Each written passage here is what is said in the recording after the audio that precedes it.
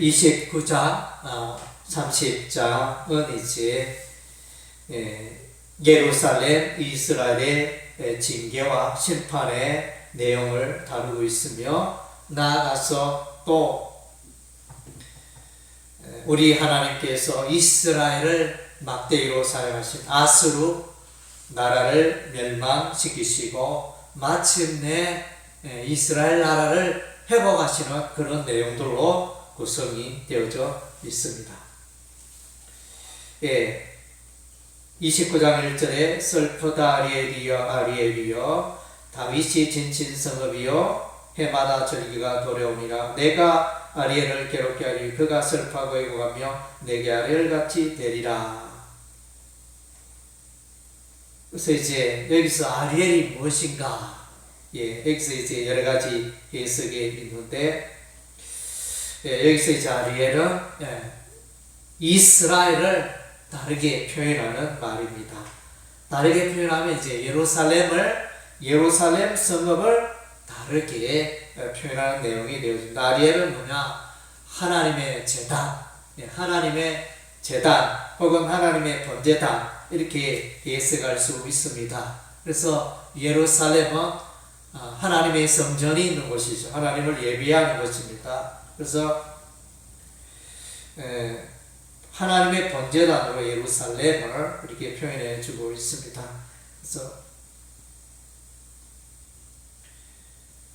그래서 예루살렘을 하나님의 번제단, 또 다윗이 진친 성읍, 다윗의 군대가 있었던 다윗의 성읍 예루살렘, 다윗이 이제 예루살렘을 이제 확보하고 예루살렘의 이스라엘의 그 성읍으로 삼게 됩니다. 그 다윗의 이름이 나오고 하나님의 제단이 나오는 이 예루살렘, 평화의 도시, 하나님의 평화가 임하는 이 예루살렘이 파괴가 됩니다. 하나님께서 징벌하십니다. 3절에 내가 너를 사면으로 둘러 진을 치며 너를 내어 대를 쌓아 너를 치리니. 그래서 예루살렘은 이제 위치가 산 꼭대기에 있는 그런 곳입니다. 높은 위치에 해발 800여 미터에 있는 그런 높은 지대에 있는 도시 성읍인데 둘러 에워쌉니다. 그래서 이제 4절에 보면 내가 낮아서 땅에서 말하며 내 말소리가 나저기 티끌에서 난다. 그 다음 이제 티끌에서 짓거린다. 이것은 이제 사망했다 이 말입니다. 많은 사람들이, 예루살렘의 많은 사람들이 전쟁으로, 하나님의 심판으로 이렇게 멸망에 이를 것을 말해주고 있습니다. 5절에는 이제 반전이 일어납니다. 그럴지라도 하나님께서는 예루살렘을 친 그 대적을, 그 아수르를 우리 하나님이 치시겠다. 그 바벨론을 우리 하나님께서 치시겠다. 이렇게 말씀해주고 있습니다. 하나님께서 일어나시니 순식간에 그들이 하는 일, 강대국의 아수르가 바벨론이 하는 일이, 예루살렘을 향하여 했던 일들이 헛된 일이고, 마치 꿈속에 여러분이 음식을 먹었다 해봅시다. 꿈을 깨면 배가 부릅니까? 아무런 이렇게 효과가 없잖아요. 꿈에 여러분들이 맛있는 과일을 많이 먹었다 합시다. 또 맛있는 음료수를 잔뜩 먹었다가 합시다. 눈을 뜨면 아무 배도 부르지 않고 아무런 변화가, 그런 것처럼 이 강대국, 이스라엘을 친, 예루살렘을 친 그 강대국은 그와 같이 되리라, 그처럼 만들리라, 우리 하나님께서 이렇게 말씀하십니다. 그런데 이제 여기 보니까 또 이제 이 예루살렘이 심판을 받고 이렇게 멸망당하는 이유는 하나님의 말씀을 멀리 했기 때문에 하나님의 심판이 임합니다. 선지자들이 때처럼 보면 예루살렘이 멸망을 접으면 왕도 타락하고 제사장도 타락하고 선지자도 타락하고 하나님의 계시를 받지 못하고 그렇게 살아가는 모습들이 보여집니다. 그래서 오늘 보니까 10절에 하나님의 영이 임하여 선지자들의 선견자들의 눈이 감겨지고 성경을 해석하지 못하고 하나님의 계시를 받지 못하고 이런 내용들이 나타납니다. 대저 여호와께서 깊이 잠들게 하는 영을 너에게 부어주사. 그래서 그가 선지자들과 너희의 지도자 선견자들을 덮으셔서 그들의 눈을 지혜를 가리셨습니다. 그래서 이제 하나님의 계시의 말씀을 제대로 해석할 자가 없다. 그리고 또 이제 그들의 특징은 선지자와 이 제사장의 특징은 하나님을 가르치되 진실되게 하나님의 그 계시와 뜻을 가르치기보다는 사람의 계명으로 자신의 마음과 자신의 경험과 사람의 윤리로 그렇게 가르침으로 하나님과는 멀어집니다. 종교적인 예배와 종교적인 생활은 있지만 들여다보니 하나님은 없고 들여다보니 하나님과 무관하고 들여다보니 하나님의 마음을 아프게 하는 그런 이제 일상들이었다는 것입니다.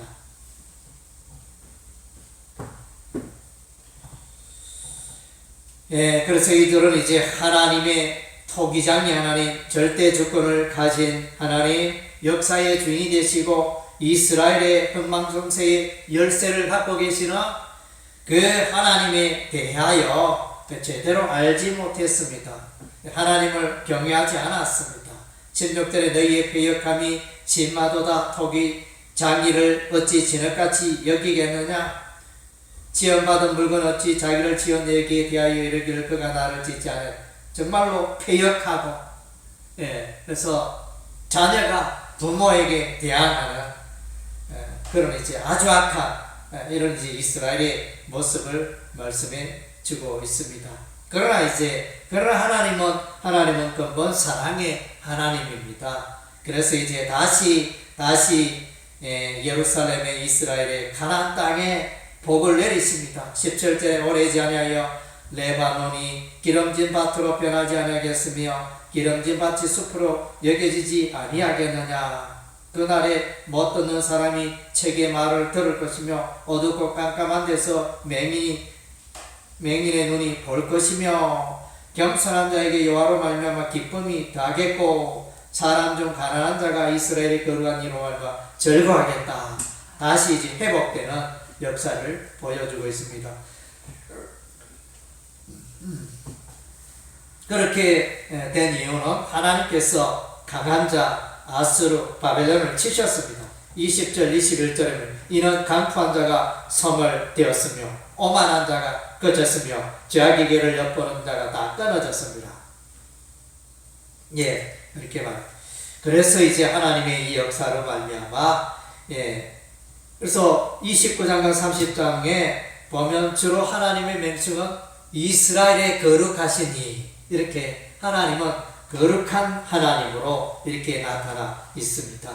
그래서 23절에 보니까 하나님의 크고 놀라운 일들로 말미암아 이스라엘의 백성이 그의 백성이 예루살렘 자손들이 다윗의 자손들이 하나님의 이름을 거룩하다 하며 야곱의 거룩한 일을 거룩하다 하며 이스라엘의 하나님을 경외할 것이며 하나님으로 돌아오는 이런 이제 역사가 거룩한 하나님의 말을 제대로 보고 제대로 예배하고 이렇게 회복되는 장면을 보여주고 있습니다. 그리고 이제 30장으로 들어가며 그러니까 29장에 예루살렘과 이스라엘의 잘못은 하나님의 말씀 가운데 깨어있지 못했다는 것입니다. 하나님의 계시의 말씀을 알지 못했다는 것입니다. 하나님의 말씀을 소홀히 하고 멀리 던져버리고 그렇게 살아간 그 죄로 심판을 받습니다. 이제 30장에서는 이스라엘의 잘못이 뭐냐면 30장의 이스라엘의 잘못은 이제 여호와 하나님을 의지하지 않고 이스라엘의 환난의 날에 여호와의 이름을 부르지 않고 기도하지 않고 묻지 아니하고 애굽나라 강대국 애굽나라에 가서 도움을 요청하고 인본주의 세속주의 인간의 방법을 동원하여 문제를 이스라엘 환란을 해결하고자 했습니다. 결과적으로 어떻게 되었습니까? 애굽이 아수르를 물리쳤습니까? 애굽이 힘이 되어 이스라엘에게 도움되었습니까? 그러하지는 못했습니다. 아수르와 전쟁에 대패하여 애굽 나라 그 경계 지점에서부터 160km나 170km나 떨어 도망가 후퇴했습니다. 나라를 영토의 상당 부분을 뺏기고 아수르 군대에게 거의 초토화되다시피 한 그런 결과가 왔습니다. 6절에 보면 그래서 이제 이 애굽에 도움을 요청하기 위하여 많은 나귀와 낙타에 많은 보물을 싣고 그렇게 위험한 땅, 그 광야에는 위험합니다. 광야에는 암사자가 있고 수사자가 있고 독사가 있고 날아다니는 불뱀이 있는 위험하고 공고한 그 광야의 땅을 생명을 무릅쓰고 지나서 애굽에게 나아갑니다. 그러나 이제 애굽은 가만히 안전 나으리라. 그래서 애굽은 움직이지 않고 아수르가 너무 무섭고 강하니까 벌벌벌 떨고 함부로 이렇게 이스라엘을 덮지 못하는 그런 이제 겁쟁이 나라가 되어 버렸습니다. 그래서 이제 이 패역한 백성들, 그래서 이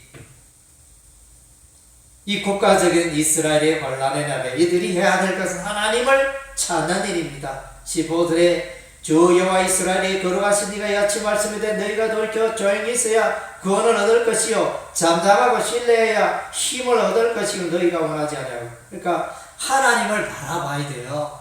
자꾸 이스라엘 백성들은 그들이 우리가 무엇을 할 수 있을까? 그들이 무엇을 할 수 있을까? 방법을 연구하고 지혜를 짜고 했지만 그걸로 되지 않습니다. 하나님의 이름을 부르고 하나님의 도움을 요청해야 하는 것입니다. 그것을 하지 못하였습니다. 잠잠히 구원의 하나님을, 능력의 하나님을, 창조의 하나님을 그래서 불러야 하는 것입니다. 기도해야 되는데 이스라엘은 그러하지 못했습니다.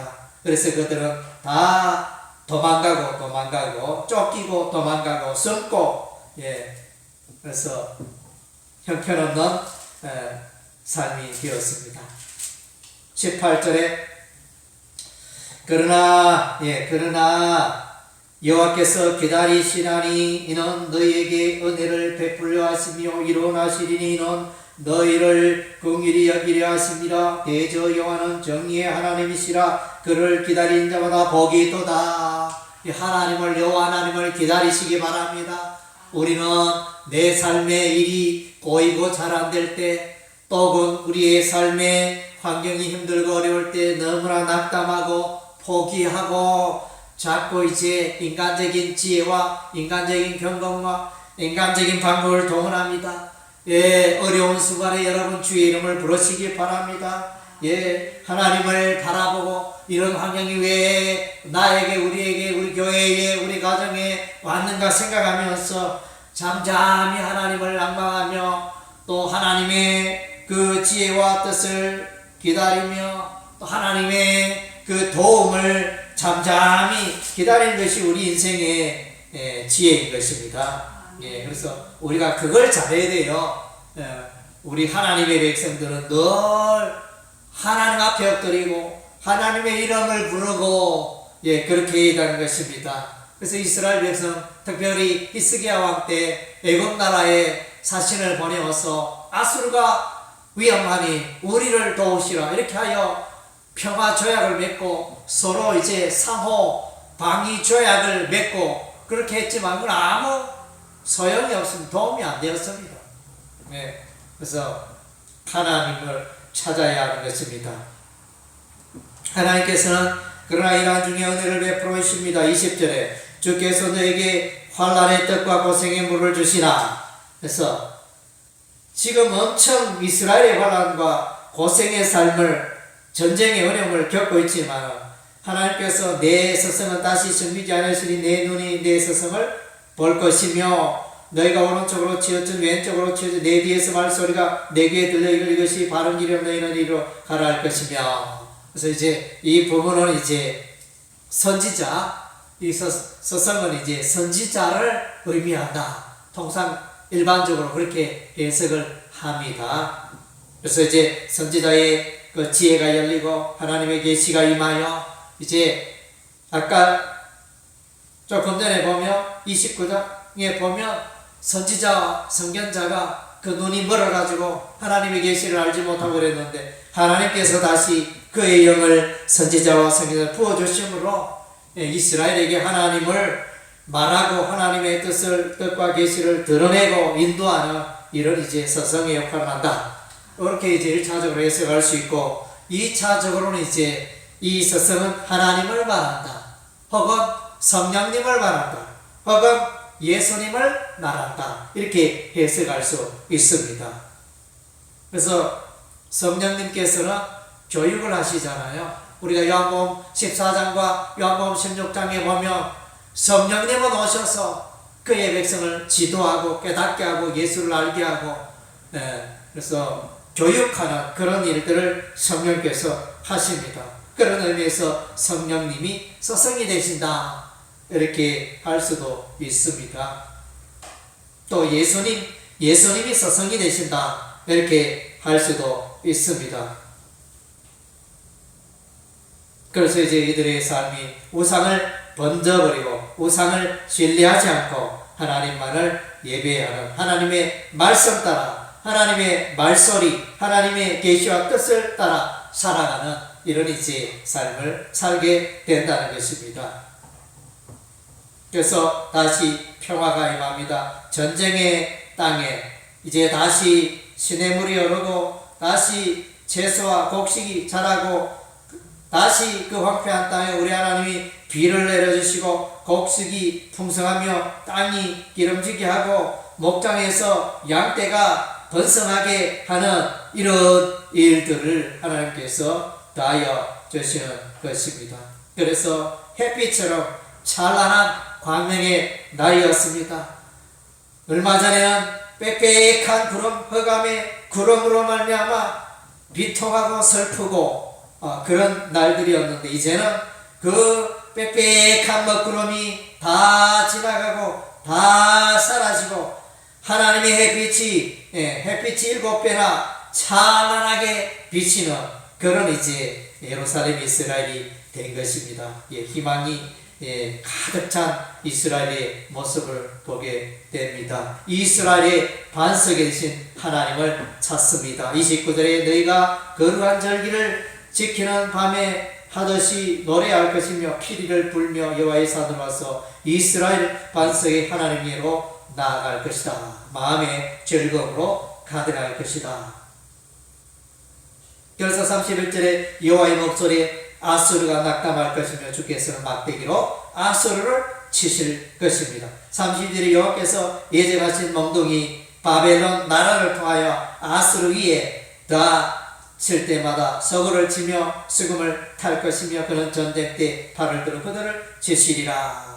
그들은 마침내 지옥불에 던져집니다. 멸망의 무덤 속으로 들어가게 되어집니다. 33절에 대저 도배선 님이 세워졌고 또 왕을 위하여 예비된 것이라. 깊고 넓게 하였고 거기에 불과 많은 나무가 있은즉 여호와의 호흡이 유황 개천 같아서 이를 사오르시리라. 하나님께서 강한 군대 아수르 군대를 예루살렘의 그 남서쪽에 있는 흰놈의 골짜기 그 화장터에 많은 대적들이 무너지고 살라지고 무덤이 되게 하는 이런 일들을 행하시는 것입니다. 누가 하셨습니까? 이 일을 누가 하셨습니까? 여호와 하나님께서 이스라엘에 거룩하신 여호와 하나님께서 그렇게 하셨습니다. 이스라엘은 애굽으로 가서 아수르 군대를 물리쳐 달라고 부탁을 했지만 되지 않았습니다. 조금도 보탬이 되지 않았습니다. 그러나 이제 하나님께서 이제 이 아수르를 먹구름 사라지듯이 물러가게 하셨습니다. 애굽이 그렇게 한 게 아니고 우리 하나님께서 아수르 군대를 물리치고 햇빛 같은 날로, 풍요의 날로, 평화의 날로 바꾸어 주신 것입니다. 할렐루야. 그래서 우리는 늘 우리의 삶에 어떠한 일이 있을지라도 하나님을 의지하고 하나님의 이름을 부르고 의지하고 믿음으로 나아갈 때, 하나님의 뜻과 계시를 구하고 그 가운데 우리가 나아갈 때 햇빛같이 찬란한 날이 우리에게 다가올 것입니다. 할렐루야. 아멘.